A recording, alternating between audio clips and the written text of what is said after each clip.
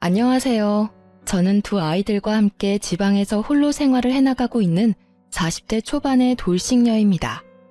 다른 사람들처럼 저도 남편과 시댁의 횡포에 가까운 괴롭힘으로 이혼을 하게 된 사람입니다. 사실 저에게 결혼은 환상이 아닌 현실이었어요. 다들 젊을 때는 결혼에 대한 막연한 환상이라는 게 있잖아요.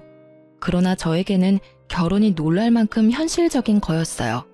생활력 없는 아버지와 매번 돈을 벌기 위해 온갖 굳은 일을 다 하는 엄마를 보고 자란 제가 환상을 갖는 게 더 웃긴 일이긴 했죠. 엄마는 아버지와 이혼하고 경제적으로 더 윤택해진 사람이었습니다. 일찌감치 아버지와 이혼한 엄마는 일을 하며 돈을 모았고 저를 번듯한 회사에 취직시켜줄 만큼 저에게 다 쏟아부으셨어요. 그러다 보니 저는 돈 쓰는 게 어려웠어요. 돈 관리하는 것도 어려웠고요. 저 같은 사람은 모을 줄만 알지 쓰는 건 관리를 잘 못하겠더라고요. 그러다 보니 아예 안 쓰는 방법을 선택하죠. 아니면 무조건 싼 걸 선택하거나. 그런데 연애를 하면서 그 선이 조금씩 무너지더라고요. 살 때는 사야 했고 또 사랑하는 만큼 주고 싶은 마음도 생기고. 그러던 차에 남편을 만나 연애를 하는 도중에 남편의 생활력 있는 모습에 결혼을 결심하게 됐어요. 솔직한 말로 그것만으로도 저는 친정아버지가 보여준 지옥 같은 가난함은 보지 않을 거라는 희망이 있었거든요.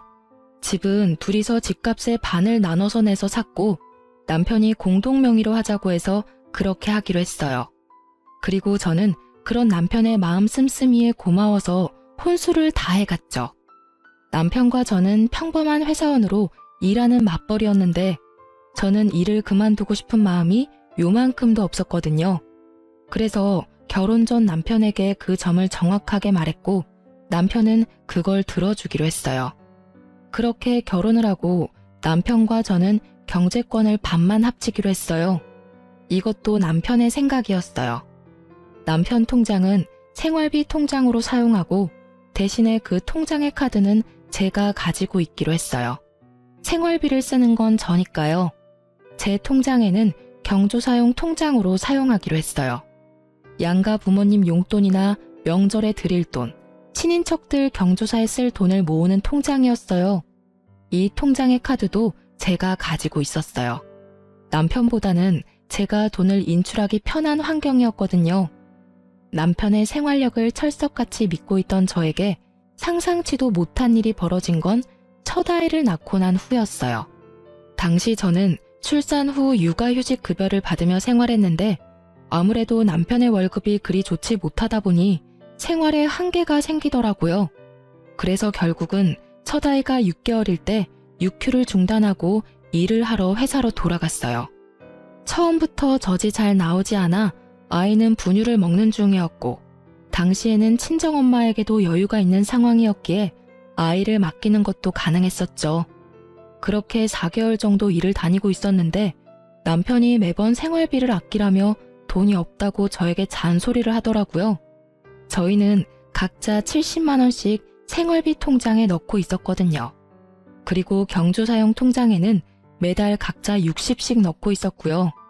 생활비 통장에 140이면 그다지 모자랄 일이 없는데 매번 모자라다고 하니 이상하더라고요. 처음에는 애가 생겨서 돈이 많이 나가는 거라고 생각하고 아무렇지 않게 여겼는데 매달 그 말을 들으니 너무 이상하더라고요. 제가 돈 쓰는 규모에 변함이 없는데 돈이 모자라니 말이죠. 저는 그렇게 꼼꼼하게 기록하거나 확인하는 스타일은 아니에요. 솔직히 저는 최소한 쓸 만큼만 통장에 넣어놓고 쓰는 타입이고 카드는 잔액 확인이 편하니 월말에만 확인을 했거든요. 그런 저에게 매번 돈이 없다는 남편에게 이상하다는 마음이 들어 가계부를 작성하게 됐어요. 없는 시간 쪼개서 작성하는 것도 힘든 일이었는데 이상하게도 진짜로 매달 4, 50만 원 정도가 비더라고요. 제 계산으로는 한 달에 8, 90밖에 쓰지 않았는데 도대체 남은 돈들은 어디로 갔을까 싶더라고요. 그래서 혹시나 하는 마음에 남편이 대충 집에 던져두었던 통장을 들고 은행으로 갔죠. 그리고는 통장 정리를 했는데 매주 월요일에 10만 원씩 똑같은 계좌로 돈이 빠지고 있더라고요. 그러니 한 달에 4, 50만 원이 계속 비었던 거예요. 근데 계좌번호가 익숙해서 보니 저희 시모의 계좌더라고요. 그 순간 슬슬 열이 받기 시작하더라고요. 용돈이라면 매달 경조사용 통장으로 제가 직접 40만 원씩 드리고 있었거든요. 그런데 저 몰래 남편이 시모에게 돈을 주고 있다는 걸 알고 나니 완전 배신감이 팍 들더라고요. 생활비 통장으로 용돈을 몰래 드리는 것도 화가 났지만 그것보다 더 화가 났던 건 남편이 예전에 저에게 그런 말을 한 적이 있었거든요. 친정에 애 맡기고 돈 주는 거 너무 아깝다고요. 친정에는 용돈 40만 원에 애 봐주는 비용에서 30만 원을 더 얹어서 총 70만 원을 드리고 있었거든요. 솔직히 더 드리고 싶었지만 눈치가 보여서 그렇게 드리고 있었어요. 그런데 남편이 그 이야기를 할 때 정말 속상했지만 아무 말 하지 않았어요. 둘이서 돈을 버는 거고 내가 더 벌어서 드리면 되지 하는 생각이 들었으니까요. 그런데 남편이 애를 봐주는 것도 아닌 시모에게 매달 4, 50이나 되는 큰 돈을 주고 있었다는 걸 알고 나니 정말 너무 화가 나서 뱃속이 다 뒤틀리는 기분이었거든요. 그래서 그날부터 매주 금요일에 친정엄마와 함께 마트에 가서 꼬박꼬박 10만 원씩 쓰시도록 해드렸어요. 아우, 이런 거 안 사줘도 돼. 너희 집에서 먹을 거나 사. 아니면 우리 손주 맛있는 거나 사던지. 괜찮아. 어차피 통장에 들어가는 생활비 중에 반은 내 건데 뭐. 그리고 엄마 집 냉장고 든든하게 해두면 어차피 손주한테 맛있는 거 해줄 거잖아. 안 그래? 제 말에 친정엄마는 곤란한 듯 웃으면서 손주에게 더 잘해주겠다고 하시더라고요. 그렇게 몇 주 지났을까요? 하루는 남편이 팔짱을 딱 끼고는 아주 고가운 표정으로 집에 들어오는 저에게 잠깐 부엌으로 와보라고 하더라고요. 제가 부엌으로 갔더니 남편이 냉장고 문을 열더니 말하더라고요. 당신 요새 돈 어디다 갔어? 분명히 마트에서 장을 본 건 맞는데 왜 냉장고에 음식이 하나도 없는 거야? 당신 혹시 두 집 살림 차렸어? 남편의 물음에 저는 천연덕스럽게 말해줬어요. 아, 그거? 우리 엄마네 장 볼 때 쓴 거야. 어차피 애 봐주는 것도 고맙고 애가 거기서 먹고 자고 다 하는데 엄마네 집 냉장고 차 있으면 우리 애한테 좋은 일 아니겠어? 네가 왜 친정집 살림을 대신 살아줘? 우리 생활비 카드를 왜 당신이 마음대로 친정에다 갖다 써? 그리고 장모님께는 우리가 매달 용돈에 애 봐주는 돈도 드리잖아. 그거면 됐지. 뭘 그렇게 더 해드리고 싶어서 안달이 난 건데? 그러다 우리 집 거덜나면 네가 책임질 거야? 생각이 있는 거야 없는 거야? 가만 보면 너도 생각이 없는 여자야. 누가 생각이 없는데? 내가 생각이 없는 거면 너도 생각이 없는 거겠지. 네가 시댁 살림 살아주는 것 같길래 나도 친정 살림 살아준 건데 뭐 잘못됐어? 꼬박꼬박 월요일마다 10만 원씩 보내고 있는 거 내가 모를 줄 알았냐? 너는 생각이 있는 거야 없는 거야? 나 몰래 그렇게 시작한 너야말로 생각이 없는 남자겠지. 저는 그렇게 말하며 남편 앞에 남편 통장을 툭 던졌죠. 그걸 보더니 남편이 당황한 듯 그걸 후다닥 가져가더라고요. 아니, 왜 남의 통장을 마음대로 보는 건데? 이거 사생활 침해인 거는 알고나 있어? 그거 내 돈도 들어간 생활비 통장이거든? 아니, 그리고 지금 이 상황에 사생활 침해는 무슨 말이야? 여기서는 어머님한테 왜 돈을 보냈는지부터 말해야 되는 거 아니야? 나야 당연히 어머님이 필요한 게 있다고 해서 드린 거지. 나도 마찬가지야. 우리 엄마가 필요한 걸 사드린 것뿐이라고. 그런데 네가 잘못한 게 뭔지 알아? 생활비 통장에 돈 마음대로 써놓고는 나더러 돈 아끼라고 잔소리했다는 거야. 그리고 너 우리 엄마한테 주는 돈도 아깝다고 했었지? 애도 안 봐주는 어머님께 뭐가 필요했었는지는 모르겠는데 준 건 상관없어. 이미 줬으니까. 근데 너는 네 엄마한테 주는 건 괜찮고 나는 우리 엄마한테 주면 안 된다는 고약한 심보는 도대체 어디에서 나온 거야? 아니, 생각을 해보라고. 당신 친정에 이미 돈을 70만 원이나 드리고 있잖아. 그 돈이면 충분하지. 그 이상으로 또 뭘 사드릴 게 있다는 거냐고. 그래? 그럼 자, 네가 한번 봐. 우리 엄마가 마트에서 뭘 샀나. 저는 친정엄마와 함께 마트에 가서 산 영수증 내역을 보여줬어요. 각종 식재료와 영유아를 위한 간식, 그리고 아이를 키우는데 필요한 잡화들이었어요. 특히 식재료는 다짐 육이나 새우살가리, 이유식을 시작하는 우리 아이를 위한 물건들 뿐이었어요. 뭘 샀는지 이제 눈에 보여? 우리 엄마는 그 돈도 아깝다고 손주한테 해줄 것들만 다 골라서 샀어. 근데 네가 어머니께 드린 돈으로 어머니는 뭘 샀을까? 모르긴 몰라도 우리 집이나 아이에게 도움되는 건 아니었나 보네. 우리 엄마는 애를 봐주니 돈을 받아가는 건데 당신 엄마는 애도 안 봐주는데 무슨 돈을 그렇게 많이 받아가? 왜? 애 보는 건 노동이 아닌 것 같아? 처갓집에 돈 주는 건 뭐든 다 아까워? 아니, 엄마가 요새 힘들어서 돈 좀 붙여달라고 해서 드린 거야. 그거 하나가 이렇게 너한테 잔소리 들을 일이야? 아니, 그리고 시댁에 좀 더 드릴 수도 있는 거지. 왜 이렇게 사람이 못돼 처먹었어? 너야말로 심보 고약한 거 알아? 그래, 네 엄마한테 네가 돈 주는 거 상관없어. 근데 그런 건 생활비 통장이 아니라 네 개인 돈으로 줬어야지. 최소한 네가 나한테 말을 한마디라도 했거나 네가 펑크낸 통장을 나한테 책임지라며 잔소리만 하지 않았어도 내가 이렇게 고약해지지는 않았겠지. 그리고 내가 고약한 거면 너는 적반하장인 거지. 화는 내가 내야 하는데 네가 왜 화를 내? 어이가 없어서 진짜. 결국 소리 한 번 지르지 않던 제가 소리를 꽥 지르고 나서야 남편의 변명과도 같은 자기 합리화는 사그라들었습니다. 지가 당할 재간이 없겠죠. 계속 논점을 흐리려고 했지만 결국 저를 속이고 시모에게 돈을 계속 준 건 사실이잖아요. 결국 그 뒤로 생활비 통장에서는 돈이 따로 나가지는 않더라고요. 저는 남편이 개인적으로 시모에게 돈을 좀 더 드리고 있나 보다 싶었는데 그건 또 아니었더라고요. 다음 주 월요일에 저한테 시모가 전화가 왔거든요. 예, 너 용돈을 이렇게 갑자기 줄이면 어떡하니? 네? 제가요? 저는 매달 꼬박꼬박 40만 원씩 드리고 있는데요. 아니, 그거 말고 매주 10만 원씩 주던 거 그거 왜 안 주는 거야?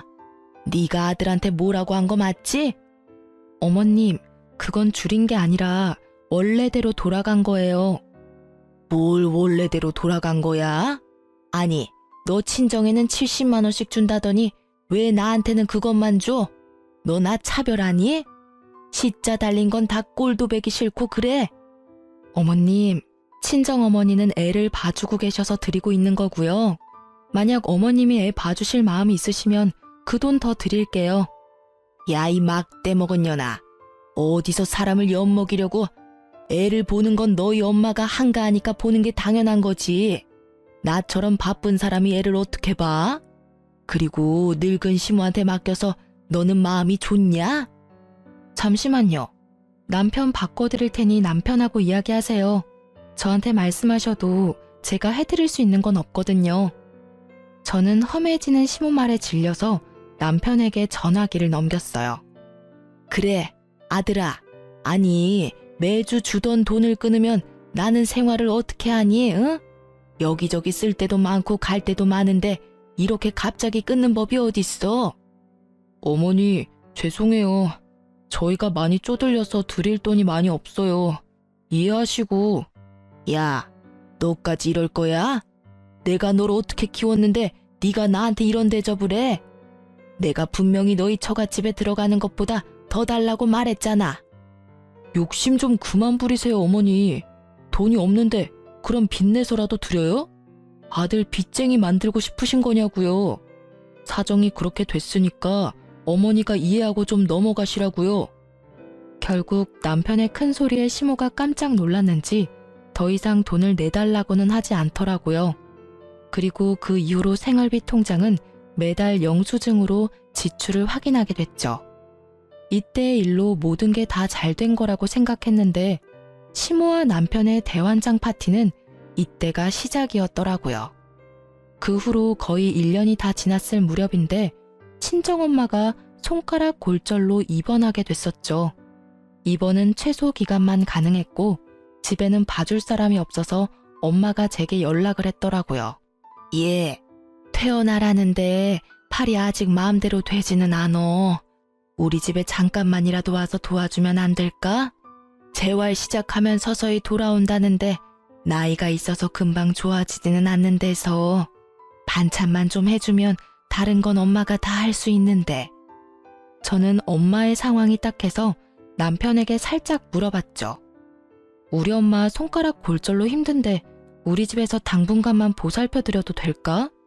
집에는 아무도 없고 오래된 집이라 이것저것 집안일도 힘들고 길어봐야 3, 4개월인데 그 전에 좋아지면 금방 돌아가실 수도 있거든. 뭐? 왜 우리 집에 장모님을 모셔? 절대 안 돼. 솔직히 나 모르는 사람 집에 와 있는 거 진짜 신경 쓰이거든? 일하는 것도 힘든데 집에 와서까지 마음 써야 돼? 정 필요하면 간병인을 구하면 되잖아. 남편의 그 말에 엄청 서운했어요. 게다가 모르는 사람이라니 어떻게 장모가 모르는 사람이 될 수 있나요? 그렇지만 지친 남편의 마음도 이해하기로 하고 간병인을 구했어요. 그런데 생각보다 간병인 비용이 많이 나오더라고요. 어머니가 실비보험이 없어서 모든 수술비와 입원비를 그대로 내야 해서 돈이 많이 쪼들렸어요. 그 상황에 간병인을 쓰니 생돈이 거저 깨지더라고요. 그때는 집 안팎으로 일이 많아 돈이 많이 깨졌던 시기라 제가 개인적으로 모아놓은 목돈도 많이 없었거든요. 그래서 남편에게 부탁했거든요. 미안한데 우리 엄마 병원비랑 간병비가 생각보다 많이 나올 것 같은데 돈 좀 빌려주면 안 될까? 나도 돈 없는데. 그리고 그걸 왜 내가 내야 해? 당신 엄마니까 당신이 알아서 해야지. 어디 우리 엄마 아프다고 내가 당신한테 돈 달라고 한 적 있어? 아니, 빌려달라는 거고 곧 갚을 거라는데 왜 이렇게 정색이야? 싫으면 됐어. 진짜 뭐 이런 놈하고 결혼을 했는지. 생활력 있는 남잔 줄 알았는데 그게 아니라 지 실속만 차리는 놈이었네. 내가 바보 멍청이지. 아휴. 제 말에도 남편은 아랑곳하지 않더라고요. 솔직히 이때 이미 남편에 대한 정이 뚝 떨어졌어요. 그래도 뱃속에 있는 둘째 생각하며 버티자 싶었거든요. 아빠 없는 애 만들고 싶지 않았으니까요. 그래도 이혼에 대해서는 꾸준하게 생각하고 있긴 했어요. 볼 때마다 짜증이 났으니까요. 그런데 이 와중에 추석 때가 다 돼서 시부가 돌아가셨어요. 상을 치르고 뭐 다 좋았는데 갑자기 그 이후로 시모가 계속 합가를 요구하더라고요. 처음에는 은근한 말투였어요. 여기 경치가 참 좋다. 이런 데서 살면 얼마나 좋겠냐. 뭐 이런 말들요. 그런데 시간이 좀 지나니 아주 직설적으로 말하더라고요. 죽을 때는 아들 곁에서 죽고 싶다고요. 그 이야기를 들으면서도 저는 남편이 설마 합가에 찬성하지는 않을 거라고 생각했어요.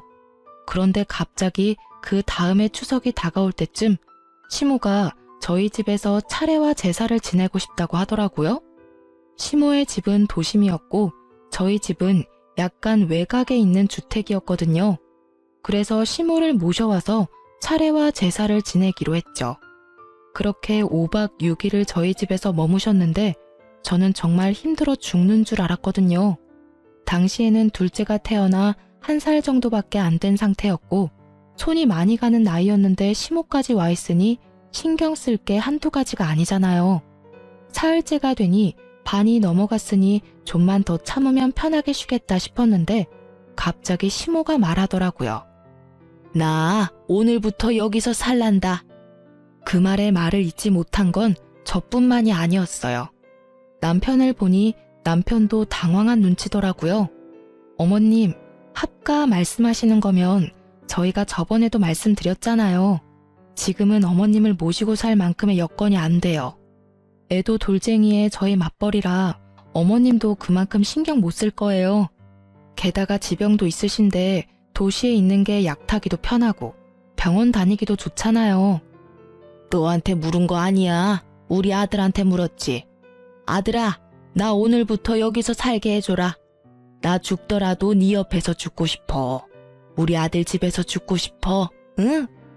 어머니, 갑자기 이러시면 저희도 상의를 해봐야 하고 그만큼 여건도 안 되고. 남편은 시원히 말 못하고 버벅거리더라고요.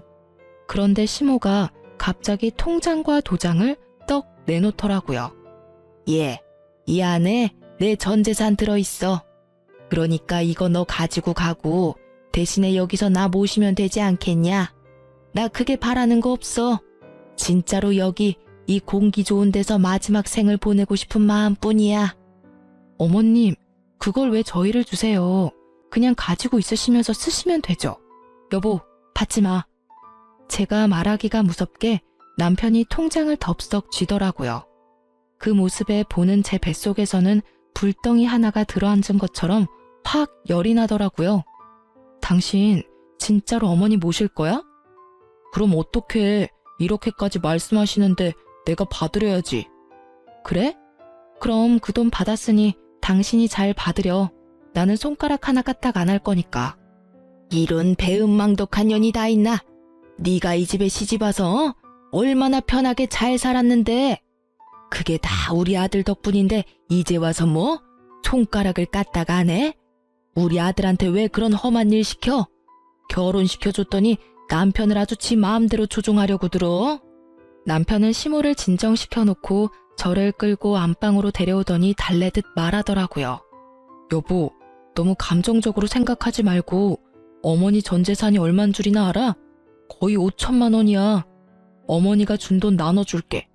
솔직히 당신이 어머니 케어할 부분이 더 많으니까 내가 그거 감안해서 당신한테 반은 나눠줄 테니까. 마치 그게 공평하다고 말하는 남편의 입을 쪽 잡아 찢고 싶더라고요. 아니, 내가 케어를 하면 나한테 돈을 다 줘야 당연한 거지. 어딜 반값에 후려치려고 하는 건지. 뭐 그 돈 다 준다고 해도 절대로 합가는 반대였지만 말이죠. 그럼 그 돈 반을 가져가는 당신이 어머님도 반은 봐줄 거야? 당신도 알다시피 지금이 승진의 중요한 때고 이럴 때 집에 몸 붙들려 있으면 손해보는 거 잘 알잖아. 못하겠다는 말을 이리도 요란스럽게 둘러서 말하다니 저는 남편을 쏘아봤죠. 못한다는 말을 정성스럽게도 하네. 아니, 당신 말고 내 생각도 좀 해봐. 나 일 안 하면 생활비 빠듯한 거 한눈에 봐도 훤하고 애를 둘이나 그것도 둘째는 돌 막 지난 상태잖아. 손이 얼마나 많이 가는데 지금 이 상황에 내가 시어머니 시집살이까지 해야겠어? 어머님 몸이 안 좋으신 것도 아니고 사지 멀쩡하고 정신도 영롱하신데 왜 우리가 어머니를 돌봐야 하냐고. 여유가 있어도 합가를 할까 말까 하는구만. 이렇게까지 사람을 한개 끝까지 몰아넣고 시키고 싶어? 당신 힘든 건 잘 알지. 그치만 어머니도 생각이 있어서 그런 말씀 꺼내신 걸 거고. 남편이 머리를 벅벅 긁더니 한 가지 확인을 하더라고요. 명절 동안은 괜찮은 거지? 명절 동안만은 봐드릴 수 있어. 하지만 그 이상 원하면 난 못해. 이번 명절 끝나면 당신이 어머니 집에 데려다 주던지 아님 당신이 어머님 댁 가서 모시며 살던지 그건 당신한테 맡길게.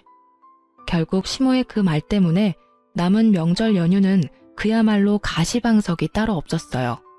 시모는 시모대로 빈정이 상했는지 밥을 차려도 네가 해준 밥은 안 먹겠다며 생떼 부리고 작은 방에 주무시라고 이불 펴고 불 넣어드렸더니 다 필요 없고 아들이랑 같이 자겠다며 저를 아예 안방에서 내치시고는 안방에 자리하고 누우시더라고요. 참자 그렇게 저에게 되뇌이며 조금만 참으면 끝이라는 생각하니 곧 마지막 날이 됐죠. 그런데 말이죠.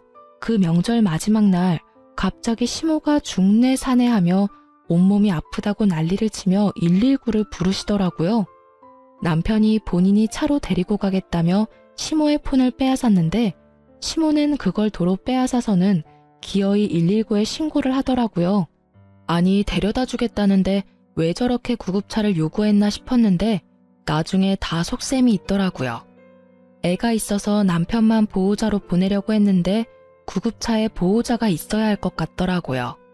그러면서 병원까지 가는 건 상관없는데 올 때는 차도 없이 어떻게 오냐고 묻더라고요.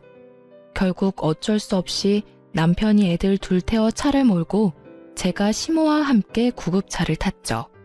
그리고 그 안에서는 또 총극이 벌어졌죠. 어머님, 현재 어디가 가장 아프세요? 아유, 선생님, 온몸이 다 아프고 나이가 먹어서 그런가 눈도 잘 안 보이고 그래요. 제가 다니는 대학병원이 있는데 꼭 그쪽으로 가주세요. 구급차에서 지정해서 병원으로 가시는 건 좀 힘듭니다. 아픈 곳을 정확히 말씀해 주시면 저희가 그에 맞는 병원으로 이송해 드릴 테니.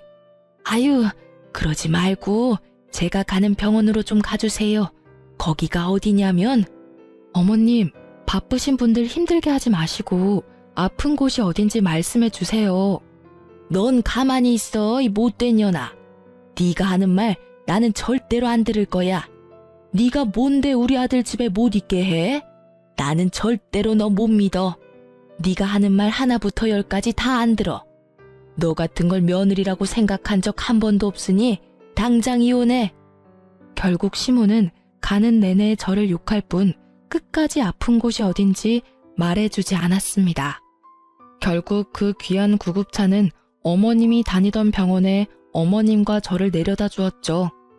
뒤이어온 남편은 뒷좌석에 잠자는 아이들과 함께 있었고 저는 보호자로 시모의 검사에 동행했어요. 그런데 결국 마지막에 모든 검사가 끝나고 의사 선생님이 어이없다는 듯이 말하더라고요. 어머님 연세 이 정도면 굉장히 정정하신 겁니다. 천식 때문에 배가 안 좋긴 하지만 그 정도로 심각한 상태도 아니고요. 검사상으로는 나쁜 곳이 한 군데도 없는데요. 아이고 선생님, 제가 한두 군데만 아픈 게 아니에요. 숨을 못 쉰다니까요. 조금만 걸어도 숨이 쌕쌕거리고 이 정도면 요양을 해야 할 정도 아닌가요? 아니면 입원이라도. 아니요, 지금 너무 정정하세요. 요양원도 등급이 안 돼서 못 들어가실 것 같은데 천식 말고는 다른 지병도 크게 없으시고 일단 통증약은 처방해 드릴 테니 집에 돌아가세요.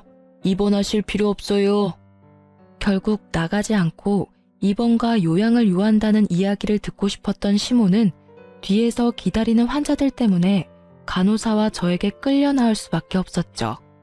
정말 어찌나 부끄럽던지 결국은 너무 화가 나고 어이가 없어진 저는 수납을 위해 시모를 대기석에 앉혀두고 남편에게 돌아왔어요. 어떻게 됐어? 어머니 어디가 많이 안 좋아? 의사 선생님 말로는 너무 건강하시다는데? 당신이 봐야 했어. 의사 선생님이 나가라는데도 붙들고는 자기 아프니 입원이나 요양이 필요하다며 자기 입으로 막 말하시는데 진짜 어머님 쇼하는 거 너무 하시는 거 아니야? 어떻게 아프지도 않으면서 병원까지 와서 이러실 수가 있어. 구급차 안에서도 나한테 막말을 하시는데 아 진짜 너무 힘들다 힘들어. 야, 너는 무슨 말을 그딴 식으로밖에 못해. 솔직한 말로 며느리가 시어머니 모시는 게 그렇게 어려운 일이야? 남들은 다들 나서서 잘만 한다는데 너만 왜 유별나게 굴어? 너 정말 모질다. 엄마가 너더러 못됐다고 한 말 틀린 거 하나 없네. 그래, 나 못됐어. 근데 그렇게 치면 너도 똑같지 않아? 우리 엄마 아파서 집에 모시자고 할 때 너 얼굴에 완전 정색하면서 거절했던 거 기억 안 나? 게다가 돈을 달라는 것도 아니고 엄마 간병비로 돈 좀 빌려달랬더니 그것도 칼같이 거절하고. 너는 내가 천치 바보인 줄 알지? 그런 거는 애저녁에 까먹고 아무 생각 없이 해실거리는 년처럼 보이지? 그런 거는 절대 안 잊어버리거든? 그때 네가 했던 말 그대로 돌려줄게. 모시기 싫으니까 간병인 써. 얼마 안 하잖아. 그리고 미리 말하는데 나는 간병인 쓰는데 드는 돈 절대로 줄 생각 없으니까 그쪽도 알아서 하고. 야, 그건 이거랑은 다르지. 그때는 단순히 손가락만 못 쓰시는 거였고 솔직히 장모랑 엄마랑 똑같을 수는 없잖아. 엄마는 내 엄마인데. 그러니까 하는 말이잖아. 네 엄마 네가 알아서 모시라고. 남의 손을 왜 빌려? 나도 내 엄마랑 시무랑 똑같을 수는 없거든. 게다가 구급차 안에서 막말을 그렇게 하는데 구급대원이 참으로 불쌍하게 나를 보더라. 네가 말했듯이 시모도 나한테는 가족 아니야. 그러잖아도 마음이 한껏 상해 있었는데 남편의 말들을 들으니 딱 한 대 패주고 싶더라고요. 합가하고 싶으면 해. 대신 이혼 서류 작성하면 돼. 쉽지? 막 나가는 거냐? 좋아, 이혼해. 누가 무서워? 솔직히 네가 어딜 가서 나 같은 남자를 만나? 나니까 네가 하는 말 다 들어줬던 거지. 나가서 고생해봐야 정신을 차린다니까. 그래 알았어. 근데 너 내가 하는 말 들어줬던 적 없거든? 내 뒤통수 친 적은 한 번 있네. 솔직히 소송하면 나한테 더 유리할 거 알지?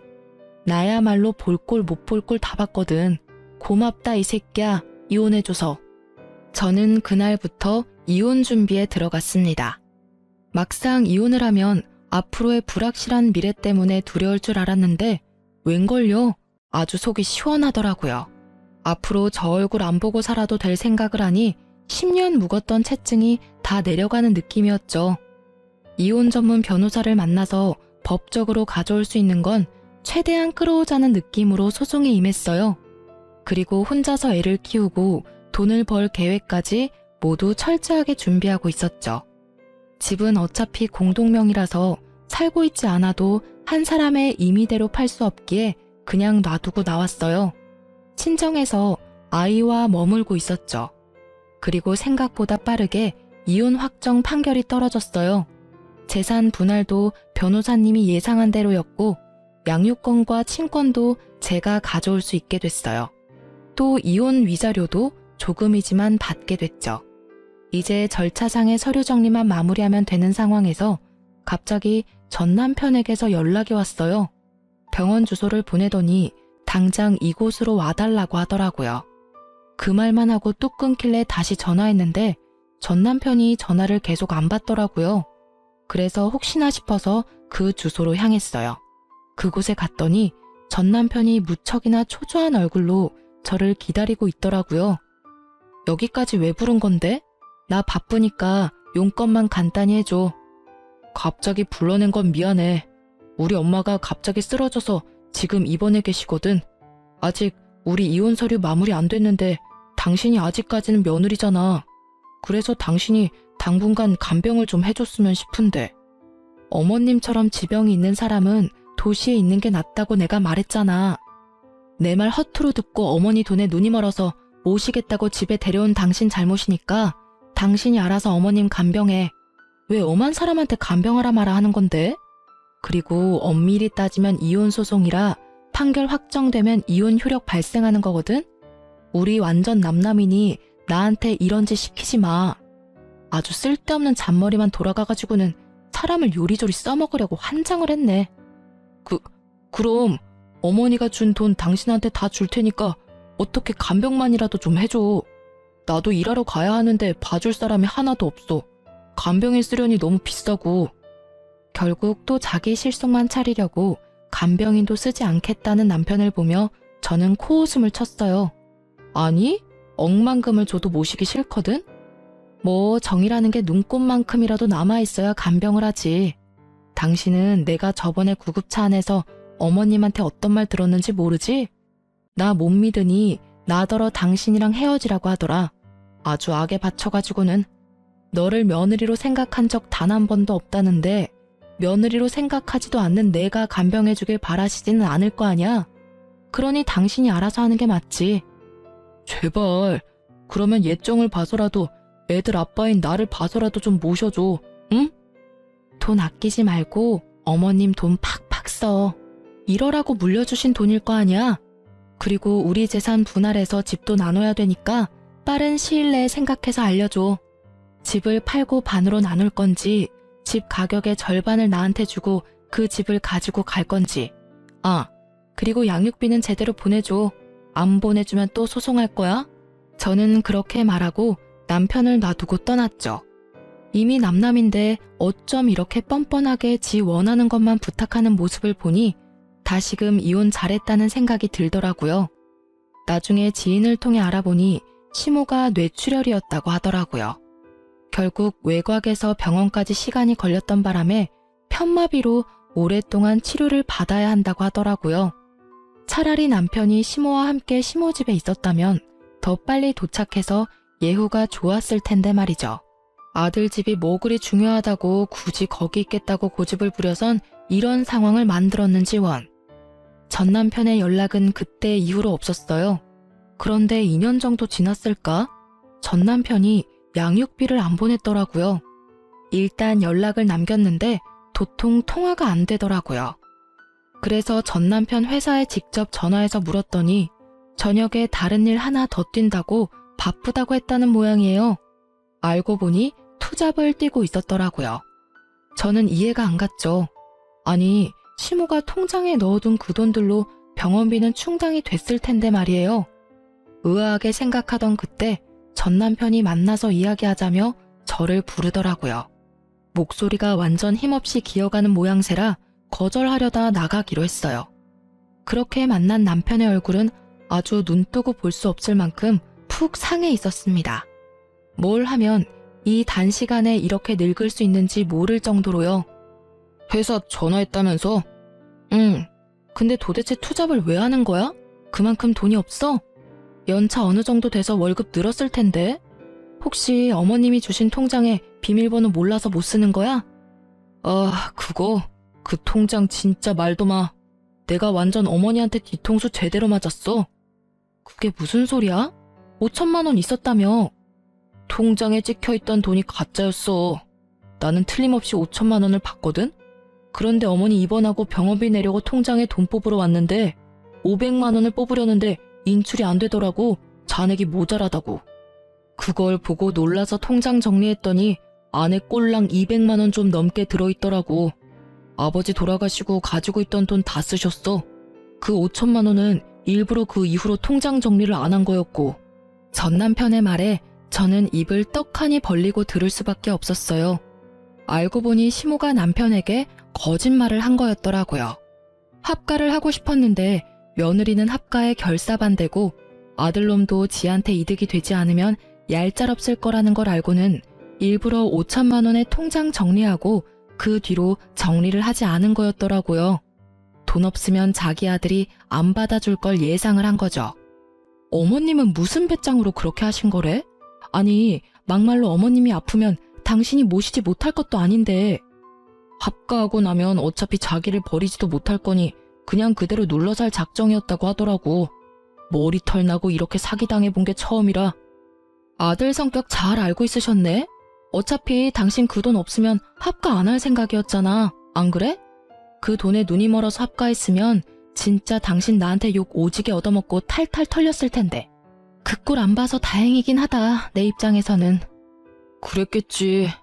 아, 그때 당신이 하는 말을 들었어야 했는데 그 5천만 원이 그때는 왜 그렇게 아까웠는지 몰라. 결국은 봐. 늘어나는 병원비에 양육비가 감당이 안 돼서 저녁에 대리나 뛰고 있고 편안한 집도 사라지고 따뜻한 밥도 이제는 없어. 저기, 나 정말로 반성 많이 했거든. 이런 이야기 꺼내는 것도 미안하긴 한데 나랑 재결합할 생각은 없어? 나는 당신한테 정말로 미안함을 많이 느끼고 있어. 우리 애들도 보고 싶고. 전 남편은 아주 애처로운 표정으로 제 손을 붙잡고는 아주 슬픈 얼굴을 하더라고요. 저는 제 손을 잡은 전 남편의 손을 매몰차게 뿌리쳤어요. 사람 고쳐 쓰는 거 아니라는 옛말 하나 틀린 거 없네. 나는 당신이 변했다고 다시 믿는 것 자체가 어려운 사람이야. 당신이 지금 나한테 미안해서 재결합하자는 거 아니잖아. 딱 봐도 당신 상황이 힘드니 재결합하자고 하는 게 너무 눈에 보이거든. 내가 시어머니 간병해주고 재정적으로 도움이 됐으면 하는 거 맞지? 내가 친절하게 말해줄게. 헛된 기대 그만하고 양육비나 제대로 보내. 그 말 하려고 당신 부름에 응한 거거든? 양육비 꼬박꼬박 보냈으면 당신한테 연락도 안 했을 거야. 저의 확고한 말에 전 남편의 얼굴에 가득하던 슬픔은 온데간데 없이 사라지고 완전 짜증나는 얼굴만 얼굴에 가득하더라고요. 그딴 말 할 거면 꺼져. 사람 힘들다는데 뭐? 양육비나 내놓으라고? 내가 너한테 부탁한 것부터가 잘못이지. 사람이 이 정도로 저자세로 나가면 적어도 생각하는 척이라도 해야 할 거 아니야. 그러게 왜 번지수를 잘못 짚어서 이런 불편한 상태를 만들어. 그러고 보면 당신은 참 안 변하는 것 같아. 여전히 자기 실속 잘 챙기고 있고 뭐 그것 때문에 피도 많이 받는데 여전히 모르고 있고. 결국 남편은 저를 놔두고 홀라당 가버렸어요. 커피값도 계산 안 하고요.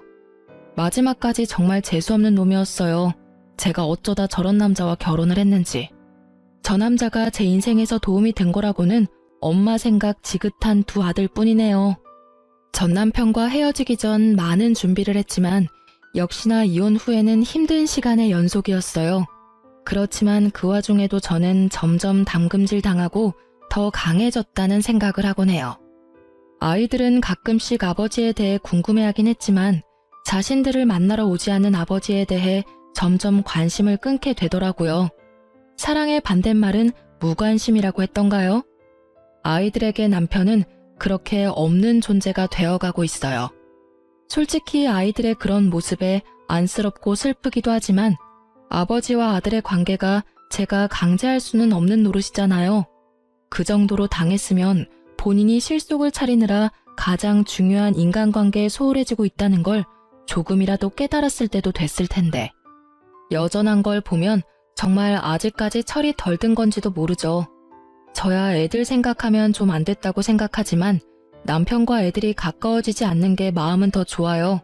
아이들을 전 남편의 그런 행동에 물들이고 싶지는 않거든요. 글을 쓰면서도 그때의 생각이 새록새록 떠올라 조금은 답답하고 화가 나기도 했지만 이렇게 제 꽁꽁 숨겨두었던 제 이혼 이야기를 꺼내고 나니 마치 임금님 귀는 당나귀 귀라는 동화책처럼 마음 한구석이 무척이나 후련한 생각이 들어요. 이래서 너무 한쪽으로만 생각이 치우치면 안 되는 것 같아요. 저도 아버지 같은 사람 피하려다가 도리어 더 이상한 남자를 만나고 말았으니까요. 뭐든 적당한 게 최고라는 말을 요즘에서야 서서히 이해해가고 있어요. 좀 더 일찍 알았다면 제게도 이런 일은 없었을지도 모르죠. 하지만 지금은 꽤 잘 살고 있어요. 애들도 학교 들어가니 손 많이 가지도 않고 미안하게도 일찍 철이 들어버렸지만 엄마가 힘들다는 걸 잘 알고 있는 두 아들 덕분에 서로 도와가며 잘 지내고 있거든요. 고부 갈등으로 고생하는 전국의 며느리들 힘내시고 글 읽어주셔서 무척 감사합니다.